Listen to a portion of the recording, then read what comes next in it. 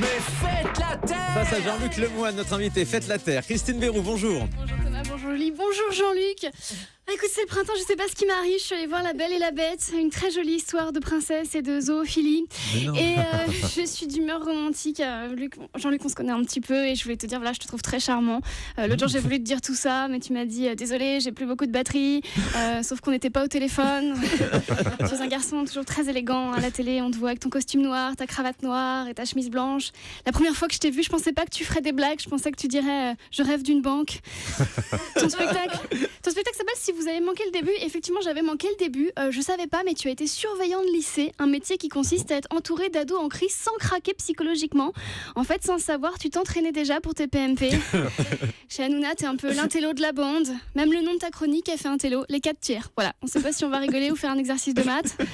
Ta chronique consiste à dévoiler les petits secrets de tes collègues. Et en fait, Jean-Luc, c'est quoi ton signe astrologique ? Poisson. Ah d'accord, parce que tes PMP disent tout le temps que t'es une balance, donc c'est pour ça que j'ai été troublée. En tout cas, là c'est la consécration. Le 7 avril, tu joues à l'Olympia. Tous les plus grands humoristes ont joué à l'Olympia. Là j'ai la liste sous les yeux. Guy Bedos, Pierre Desproges, Muriel Robin, Danny Boone, Gad Elmaleh, Gad Elmaleh. Wow. Et puis ton émission Guess My Age cartonne. Alors on doit y deviner l'âge de quelqu'un, mais avec des indices, comme par exemple une chanson qui est sortie l'année de la naissance de la personne. C'est dur, ça. Voilà, par exemple si on devait deviner l'âge de Charles Aznavour, on pourrait passer ce morceau. Voilà, c'est la symphonie numéro 5 de Beethoven, 1808. En tout cas, si tu m'invitais pour que les gens devinent mon âge, ce serait compliqué parce que j'ai 34 ans, mais j'ai une voix d'enfant et un prénom de vieille. Voilà, donc je suis dispo quand tu veux pour faire perdre tes candidats. Et le problème, c'est que c'est délicat de dire l'âge d'une personne. Ça peut être super vexant si on se trompe. Alors Jean-Luc, est-ce que tu peux me dire l'âge de Julie ?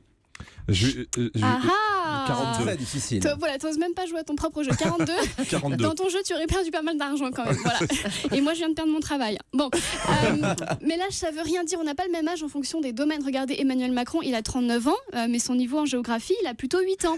Voilà. Et puis pour certains, il y a des petites subtilités. Par exemple, Kev Adams, il a 20 ans. Oui, mais depuis 6 ans. Puis c'est pareil, les frères Bogdanov, moi je peux pas leur donner un âge parce que je m'y connais pas du tout en années-lumière, donc c'est très compliqué. Voilà, en tout cas, vivement le 7 avril à l'Olympia, je serai là parce que tu sais Jean-Luc, je t'adore. Et avant de partir, j'avais un petit message qui me tient à cœur. On est le 30 mars, c'est la journée mondiale des troubles bipolaires.